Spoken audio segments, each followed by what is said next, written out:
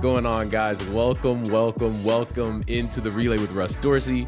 I am the man himself, Russ Dorsey. Thank you so much for tuning in to this week's episode of the podcast. Guys, we did it. We made it through what was episode 0, our first episode of the podcast. Thank you for coming back. If this is your first time hearing the podcast, watching the podcast on YouTube, thanks for being here. I'm excited to have you, and I'm glad you're here for opening week in Major League Baseball. Opening day is finally upon us. It's been a long wait, but the time has arrived, and I'm excited to talk about things that I'm looking forward to seeing in the sport this week with you. But I want to say, before we get going here on things I'm interested to watch in the 2026 season, I just want to say thank you. Thank you to you watching on YouTube, or if you're listening on Apple or Spotify. I just want to say thank you, guys, because you've been extremely supportive in the start of this podcast. I went into this kind of feet first and wanted it to be great. And sometimes part of doing something great is just going all in and saying, F it, because I'm trying not to swear on this podcast. I'm going to do this thing. And you guys have made me feel so supported throughout this whole process. And I want to say thank you to you guys for subscribing to the YouTube channel. If you're watching on YouTube and you haven't subscribed, be sure to hit the subscribe button there at the bottom of the video. If you're listening on Apple Podcast app or on Spotify, thank you so much for listening, whether you're in the car, you're at the gym, you're at home, while cooking, doing whatever, chasing the kids around. Thank you so much.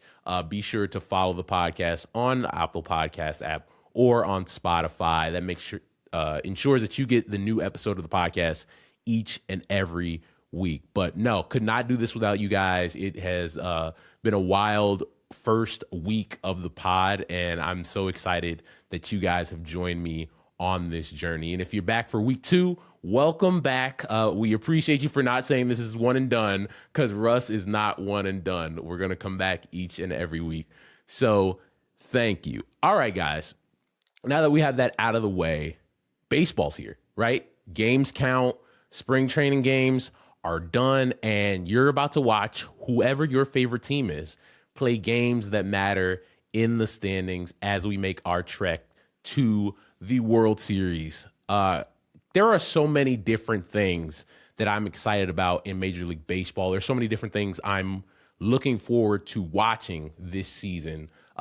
Baseball's in a really good spot, right? I think when you've watched the World Baseball Classic, the World Series against the Dodgers and the Toronto Blue Jays last year, and the star power in the game, baseball's in a really good spot. And I think going into this season, that's been something that's been on my mind while kind of evaluating where the sport is ahead of a really important year for Major League Baseball.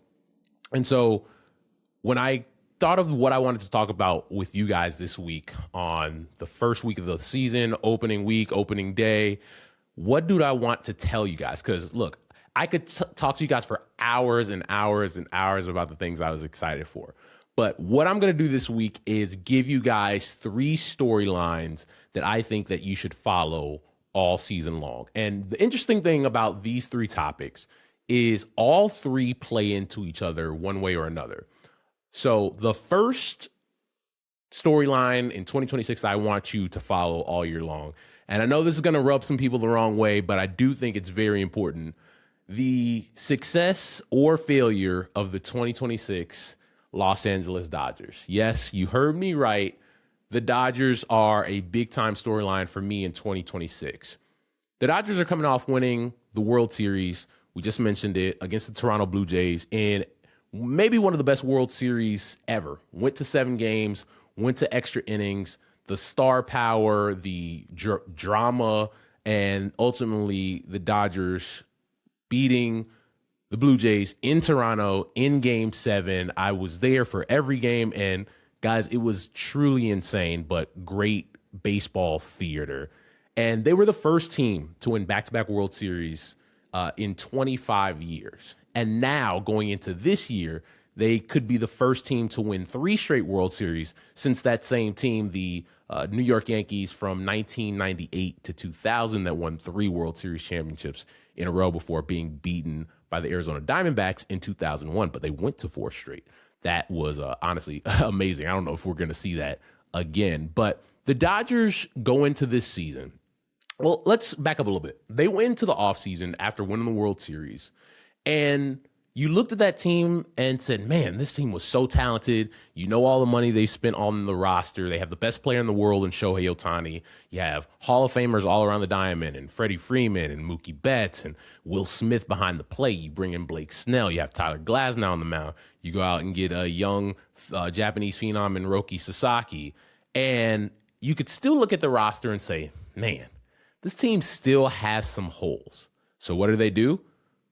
They go out and they get Edwin Diaz, closer, longtime closer, formerly of the New York Mets, and they bring him in. You can make the case he's the best closer in all of Major League Baseball.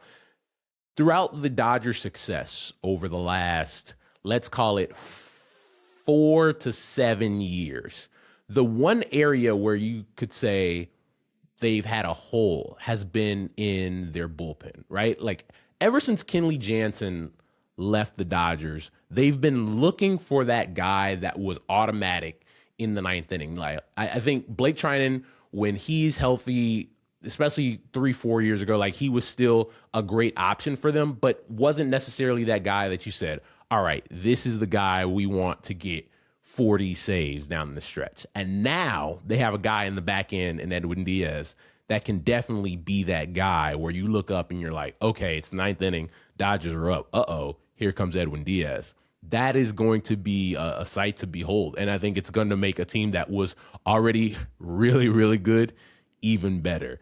And they weren't done there, right? They went out and you said, okay, this roster has talent all around the diamond, but where are their holes amongst the position players?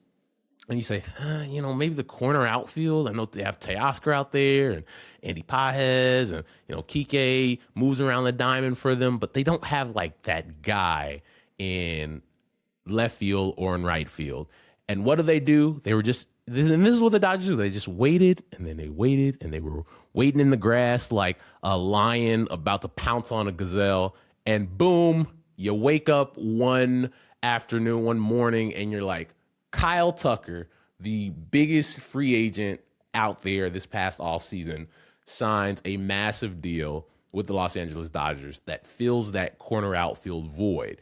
And you look up and down that lineup now, and it is dude after dude after dude after dude. Like their lineup goes Shohei to Mookie to Tucker to Freddie Freeman, Will Smith. And Will Smith is, in my opinion, the best or 1A catcher in all of Major League Baseball, and he's usually hitting 5th for the Los Angeles Dodgers. Like that's a guy that's hitting in the 2 or 3 hole on any other roster in the big league. So this team is going to be very, very good. But this is also a team that does have high variance, right? They are a team, especially in their starting rotation, that has questions of if they can stay healthy from now until we get to the postseason. And that was the question for them last year, and they were able to get healthy in October, and that starting pitching was the strength for them as they made their run to their second consecutive World Series title. But going into this year, Blake Snell is a guy that is not going to be in that rotation right away, going to start a little bit slower. And so can they stay healthy the duration of the year? We expect a full season out of Shohei Ohtani on the mound. Roki Sasaki, right? Like, because they are so talented, that's a guy that doesn't have to do as much as he would if he signed with any other team where, his development would be a really big story on any other rotation in Major League Baseball. But on the Los Angeles Dodgers, he can kind of, be in the background and figure it out as he goes. But I'm really interested to see what his development path is in 2026 as we go here. But the Dodgers are storyline number 1 for me in 2026 that you should be following all year long. All right, let's get to storyline number 2. And it is the continued globalization of Major League Baseball around the world. To the point I made a couple of minutes ago, baseball is in a great spot. Globally, baseball is gaining tons of popularity. I think you saw with the World Baseball Classic, if you saw the numbers on the ratings were through the roof, right? Like you had over 10 million people that tuned in to the World Baseball Classic. And that says a lot because people could say, yeah, these games don't matter, or yeah, it's not the Olympics, but they tuned in. And you get different countries involved. That's how you continue to grow a sport. And when you get globalization in a sport, you also generate tons of revenue. I think one of the things for me when I think about the globalization of Major League Baseball, things that have helped that happen over the last couple of years. Number one, the best player in the sport is Japanese, right? He's a player that's not from the US. He's a player from Japan. And the Japanese market and what that's been able to do with the influx of eyes and people watching to see Shohei Ohtani play on a nightly basis is huge, right? They had their own separate Netflix deal showing the World Baseball Classic for Japan. I think that is big. Like all the Japanese talent that we have in the big leagues right now, even on the Dodgers alone, right, with Yoshinobu Yamamoto, Roki Sasaki, players like Kazuma Akamoto from the Toronto Blue Jays, Mooney Murakami for the Chicago White Sox. Like we have all this influx of talent, guys that we have seen in World Baseball Classics past that have come over, been posted, and now playing in the big leagues on an everyday basis. That has helped the growth and popularity of baseball overseas and in Japan, where it was already really big, but it has only continued with the rise of Shohei as the best player in the world. A couple of other things when you're talking about globalization of a sport and increases in revenue, you're talking about new players being involved in media rights, right? Like if you're a sports fan, you hear the term media rights all the time. So where are games being shown?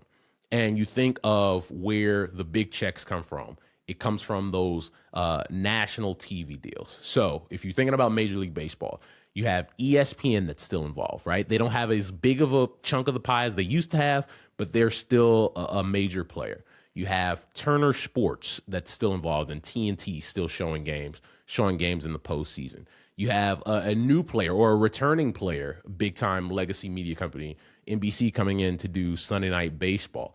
You've also gotten new media companies involved in the last several years and getting the streamers involved with places like Netflix that's going to be showing games for the first time this year. And also Apple seeing, Friday Night Baseball on Apple TV Plus, where you've probably seen the boy in years past and be seeing him in the future as well. So you're getting all of these different companies involved where showing the games is something that drives revenue, right? When you have places that are saying, okay, baseball's really popular, we want to be in the baseball business, that's something that's really good for the sport overall. I think the one thing to continue to watch as we go here is nationally how you show the games. That's been figured out. And as we approach, 3 years from now, when all the media rights are up, like the NBA just had a couple of years ago, it'll be interesting to see how that pie is further divvied up.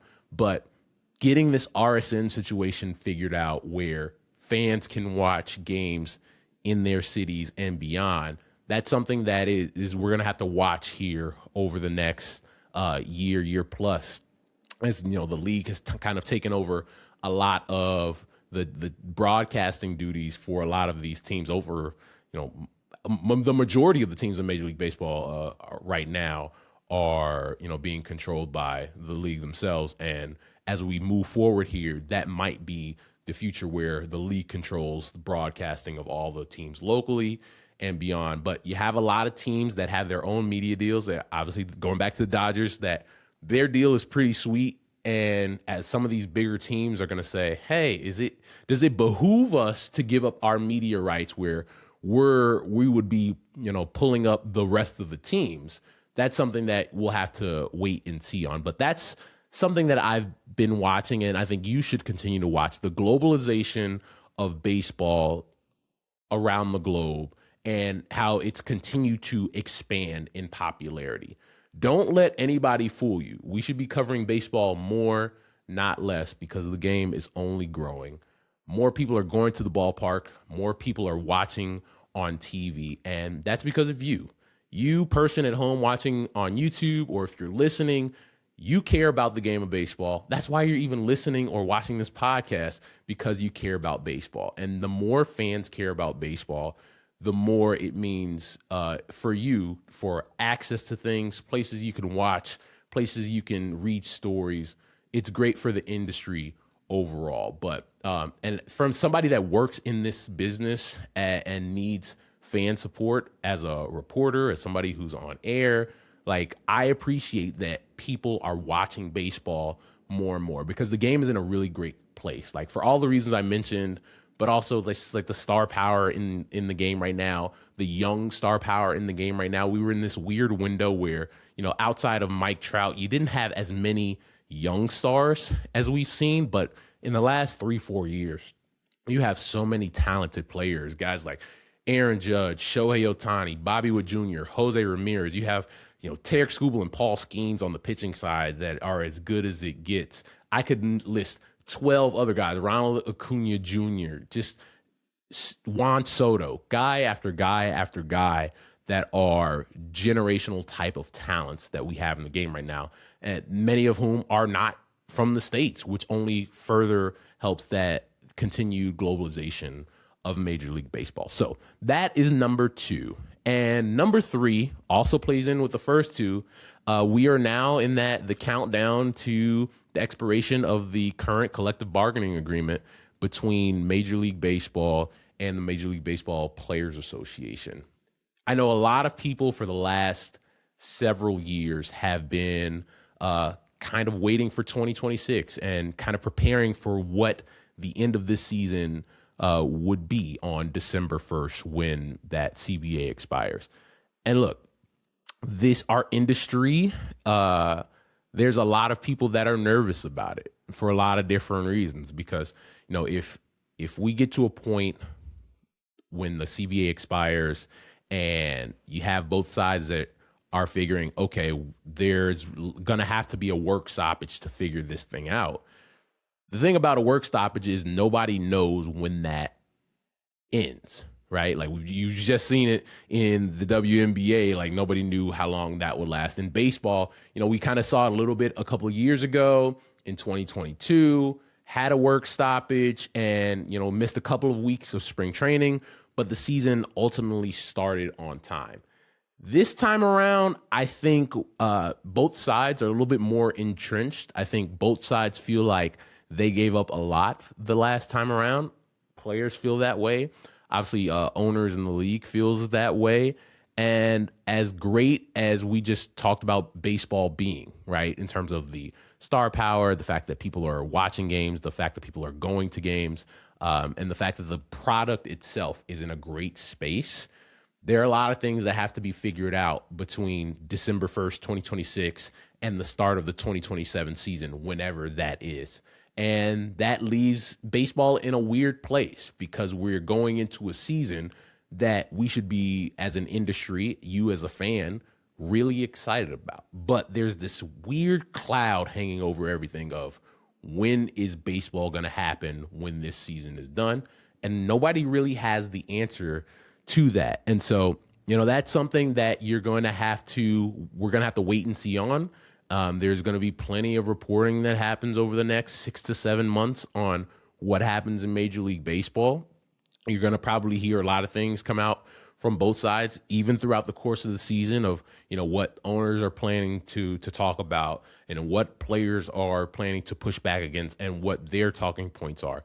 You're going to hear a lot of that as we approach December 1st, and then the negotiations that happen over the next 6 to 7 months. So that'll be something that you will constantly hear about, and should. And I think it's really important, as some of these discussions and negotiations are going on, fans are informed on what the bargaining chips on the table for both sides are, what both sides are willing to move on, both sides are willing to say, we're not going to move on this. This is something that is really important to us, and to get a deal done, this is going to have to happen. So that is something that, look, frankly, it's scary because yes, we've seen work stoppages in baseball before. There's a new CBA every 4 years, but it feels like both sides are really preparing for a fight here. And when that happens, you never know how long that work stoppage is going to be. And I think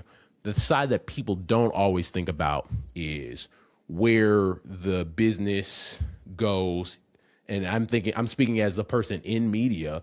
When there's no baseball, that affects everything, right? That affects everybody from writers to people on TV, your local analysts and play-by-play people, the hot dog people, the people giving out popcorn, the people that give tours at the ballpark. All those people are affected when there is no baseball. And so outside of getting the game of baseball back, yes, that's really important. I really want that, getting the game of baseball back in 2027 and spring training starting on time and the season starting on time. There are other people whose lives are affected when there is no baseball. And so those are the things that I want you to think about as we go through the season.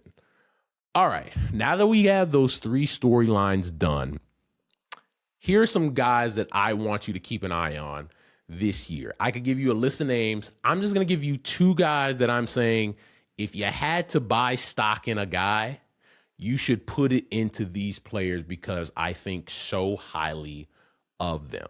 Number 1, Junior Caminero, third baseman for the Tampa Bay Rays. Now, you're probably saying, I know who Junior Caminero is. He was the guy that was, jumping around the bases for Team Dominican Republic in the World Baseball Classic. You are correct. And Junior Caminero is one of the best young sluggers in Major League Baseball.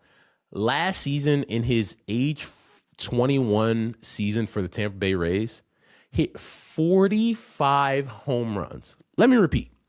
In his age 21 season, Junior Caminero hit 45 home runs for the Tampa Bay Rays. Like, you're talking about, that's not just a given. Like, there's guys that go their whole careers and never touch 30 home runs, let alone 45 at 21 years old. He's going to be going into his age 22 season this year in 2026. And the thing with me with Junior Caminero, he is a guy that you can just only see continuing to grow and grow and grow as a hitter. Like, I don't think Junior even knows how good of a hitter he is yet. Like, he's still going to learn over as time goes on, like how good he can actually be. And you're going to see that batting average go up. It was in the 260s this past season. Like, that's going to get to 280, 290, and potentially over 300 the more he hones his craft. But the fact that he can, hit at that level and be an all-star in his age 21 season, like, he was really getting it done. And it was a weird year for the Rays. They were playing outside, and, usually they're fighting for a playoff spot, but they weren't, and, had a lot of guys get injured. And so people might have, he might have flown under the radar for some people, but Junior Caminero, you're going to be hearing that name for a very, very long time. The other guy that I want you to keep an eye on, and once again, like, you're probably saying, I've heard this name before, but I want you to realize how good I believe this guy is going to be. And that's Nick Kurtz, first baseman for the A's of West Sacramento and going to be the A's of Las Vegas potentially here in the next few years. But Nick Kurtz won the AL Rookie of the Year last season. I had a Rookie of the Year vote. I voted for Nick Kurtz because he was outstanding in his first season for the A's. Let me tell you his numbers. Hit 290 with a 383 on-base percentage, a 619 slugging percentage, had 36 home runs, guys, in 489 plate appearances, right? To have that many homers in that few plate appearances, that tells you the power potential and the type of player that Nick Kurtz is. Like, you're talking about an elite slugger who also hit for a high average. Of players with a minimum of 450 at-bats, he was third in OPS, only behind Shohei Ohtani and Aaron Judge. Like, that just told you how good Nick Kurtz was last season. And I think that's a guy who could potentially be the best first baseman in Major League Baseball by the time we end the 2026 season. Like, that's how highly I think of Nick Kurtz. And that says a lot because I think very highly of Freddie Free out in LA. I think really highly of Vladimir Guerrero Jr. for the Toronto Blue Jays and what both of those guys have been able to do for a long time. And I think you're going to put Nick Kurtz in that conversation as one of the best and premier first basemen in the sport by the time we end 2026. A lot of guys have great rookie years and they have that weird sophomore period where the league kind of adjusts. I think Nick Kurtz is going to adjust just fine to what the league does, and he's going to be the premier first baseman in Major League Baseball for a very long time. All right, those are the guys that you're buying stock in. There's probably guys that you're saying, all right, Russ, there's been guys who've been playing in the league that, you know, maybe you were expecting them to be a breakout star, but things haven't kind of materialized like you thought they would. Who are the guys that you want to see more out of in 2026? Well, I'm glad you asked that question, and I think it's one that a lot of people think about because there's some guys on this list that you say, like, this guy should be an absolute stud. And for whatever reason, whether that's injury or the development nature of players in Major League Baseball, it just hasn't happened like we thought. And the first guy for me is Adley Rutschman for the Baltimore Orioles. Adley Rutschman, when he got to the big leagues, was the number one prospect in the sport. He was the number one overall pick the year he was drafted. And you saw a can't-miss prospect. And the first 2 years he was playing in the big leagues, it was exactly what you thought it would be. Guy put up back-to-back 5 WAR seasons. And you're saying, all right, this is already the best catcher in all of Major League Baseball. But after the 2022-2023 season, we put up those 5 WAR seasons, had dealt with some injuries, right? He was still an all-star in 2024, but the second half of that 2024 season dealt with some injuries. The numbers dipped off. And then in 2025, he only played 90 games. So you didn't get to see the best of Adley Rutschman. In that time, Samuel Basallo comes up, right? Big-time catching prospect for the Baltimore Orioles, was tearing it up in the minor leagues, made his debut last season, signed an extension, and that's going to be a guy that's going to be playing a lot for the Baltimore Orioles, as is Adley Rutschman. But I get to this point where I'm like, I know how good Adley is as a player because we've seen it. We're just at a point now where it's like, okay, what's best for Adley and what's best for the Orioles in terms of, one, this platoon between him and Samuel Basallo, because both guys are going to be in the lineup. Is it a situation where to keep Adley healthy, you know, maybe he DHs more? That's likely going to happen as well because you bring in Pete Alonso, who I think is going to do really well in Baltimore and is going to be really good for that group. So it's not the easy transition of, oh, he'll play first base sometimes. And maybe he might, you know, maybe he gives Pete some days to DH there and Adley can play first base. But I want to see that 130, 135 game season, 140 game season from Adley Rutschman because I think when he's healthy, what he can do on both sides, from both sides of the plate is really special. And getting him to being that special player again, that special hitter again, is something I think the Baltimore Orioles are hoping that they get. And maybe having a young player in Samuel Basallo, you know, take some of that defensive pressure off Adley where he doesn't have to feel like, I got to go out there and catch 120, 125 games. Maybe that frees him up, frees his body up to be a little bit better equipped to get through the rigors of a 162-game schedule. But Adley Rutschman is a guy that I'm expecting to see a little bit more out of here in 2026. The next group of guys, it's kind of a package deal for me. Elly De La Cruz and Matt McLain. They are double play partners there in Cincinnati with the Reds. And 2023, both of those guys debut. And Elly was the big-time prospect. And Matt McLain was the first rounder. And you're saying, oh, man, these guys are studs. These guys have been playing high-level baseball for a long time for the Cincinnati Reds. They really found something here. And I'll start with Matt McLain. That season, 2023, he had over an 850 OPS. He was actually a better player. He was the best player on that team in 2023, a better player than Elly De La Cruz that season. And you go into 2024 and you say, oh, man, like these guys are going to be great. And then Matt McLain gets hurt, has a shoulder injury, misses the entire 2024 season, comes back in 2025 and was just not the same player offensively, had a sub 700 OPS. Then you go over to Elly De La Cruz. Elly he has the flash, the swag, the speed, the big time power, and you saw that on display in 2024. He had 25 homers, over 60 stolen bases, and you said, this guy has as many tools as we have in Major League Baseball. And then in 2025, it kind of dipped a little bit, and you saw, the power go down slightly, didn't steal as many bases. There was still some swing and miss there, and then he really struggled defensively when it came to the errors, and you saw where the defensive run saved and outs above average were. Those were the things where you're like, okay, how long before potentially the Reds move Elly to a different position? Because, look, you're going to give your big-time prospect every opportunity to stick at the position. But if things don't change, maybe they make a change with where they want to play him. But I think with Elly, I think the offensive numbers are the big thing for me, because that has to be your best player. For the Reds to get where they want to go, Elly De La Cruz has to be that, 850 OPS, 900 OPS guy. And the question for me going into now 2026 is, can Elly be that version of himself, right?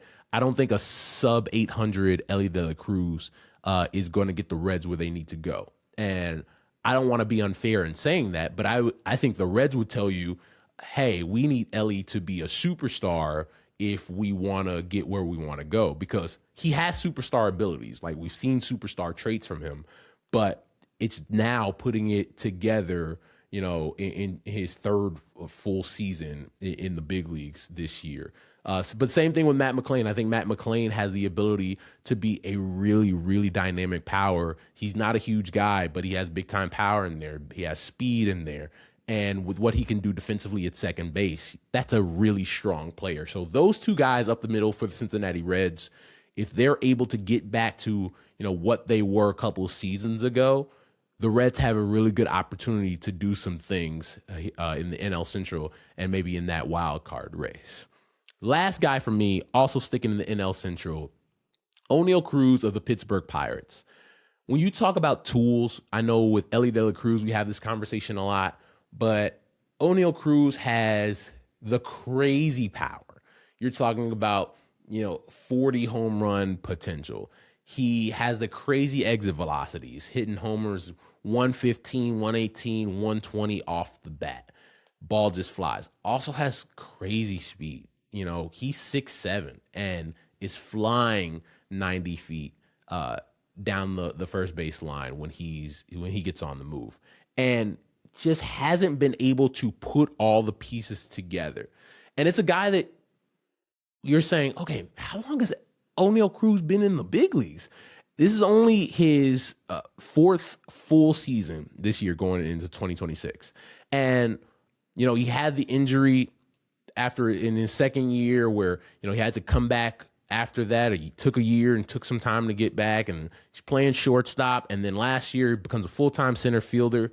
So he's had some things that he's had to deal with outside of just trying to focus and develop on being the best big league player he can be.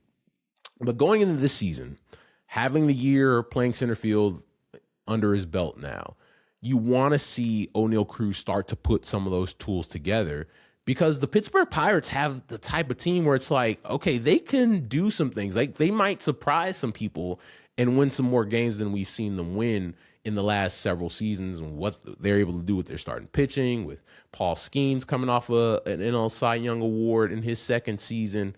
Like, you could see Oneil Cruz playing a pivotal role in their success if he's able to start to put some of these things together. And so I'm really interested to see how he's able to do that over the next 6 to 7 months, because look, I think he has all the tools. Like, when you're able to hit the ball off the bat at 118, like, you're able to do something that other guys just aren't able to do. So Oneil Cruz, Adley Rutschman, and Elly De La Cruz and Matt McLain are the three guys that I'm looking to get a little bit more out of in 2026.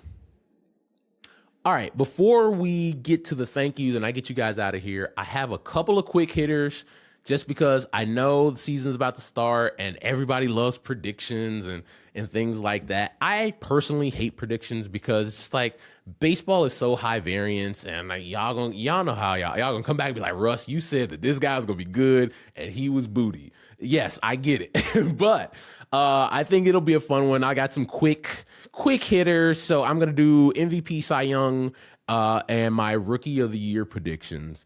And then I'll give you my World Series matchup. I just want to let you know, for the MVP and Cy Young, I'm not going to say Tarek Skubal.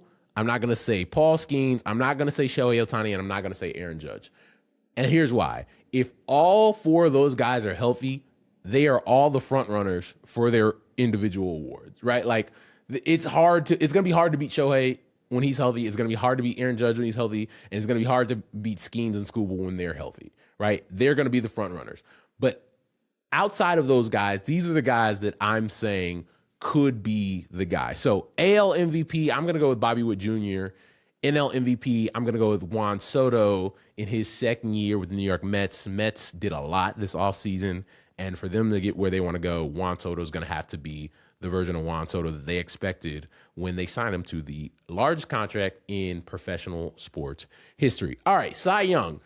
Sexy pick here, Brian Wu, Seattle Mariners. I think he showed a ton last year, and in the postseason, I think his stuff is nasty, and he's shown that he's one of the best pitchers in Major League Baseball. And on the other side for me, Christopher Sanchez from the Philadelphia Phillies, who just signed an extension. We're going to talk about that next week. We know they had a lot of things to cover this week. I want to talk about extensions and, kind of why the Phillies did that, and it's kind of different from what teams usually do. But I expect him to have another fantastic season. He had a great year last year, and the Phillies rewarded him. So Brian Wu and Christopher Sanchez for my Cy Young selections. And then rookies for me, in the American League, I'm going to take Kazuma Okamoto from the Toronto Blue Jays, who is playing his first year in the big leagues. I think the bat is going to be outstanding. I think it's the perfect fit for what the Toronto Blue Jays already had on their roster that made it all the way to the World Series in their magical run last year. I think he only helps add to what they want to do there in Toronto, and I think he's going to have a very, very solid rookie year in his first year stateside. And then on the National League side, Nolan McLean. I think Nolan McLean is going to have a phenomenal first full season in Major League Baseball. He debuted last year. You're going to be able to see some of the things that he could do here in the big leagues over a full season. I think he's going to be phenomenal as well. So those are the quick hitters I have in terms of players who are going to potentially win MVP, Cy Young, and Rookie of the Year, not named Ohtani, Judge, Skubal, and Skeens. All right, guys, that's it. That's all I have for you. We've made it through our second episode of The Relay with Russ Dorsey. This is officially, we're going to call it episode 1, if last week was episode 0. But done with episode 1. I want to say once again, thank you guys for listening to the podcast, wherever you're listening, whether it's Apple or Spotify, or if you're watching on the YouTube channel. Hi, hello, I'm waving at you once again. Thank you for subscribing to the channel. If you haven't subscribed to the channel and you're just watching, make sure you hit the subscribe button. You'll get the podcast each and every week on the YouTube channel. You'll also get the shorts that I put up there on the YouTube channel throughout the week until the pod drops. So I want you guys to, however you listen or watch or hear the podcast, because I know a lot of people out there, they'll put the podcast on their TV and watch it. So do that. We're everywhere. Wherever you listen or watch podcasts, we have it available for you. But I just wanted to say thank you guys for saying, you know what, Russ, I like you. I like the cut of your jib, and I like the cut of your baseball knowledge, and I want to be a part of it each and every week. And for that, I say thank you, because I couldn't do this without you guys' support. And I'm really excited to go throughout this journey, this season with you guys each and every week. We're going to have a lot of fun and a lot of different things to talk about. That's gonna do it for episode 1 of the Relay with Russ Dorsey. You guys be safe out there. Enjoy opening day, opening week, and we will talk about it next time.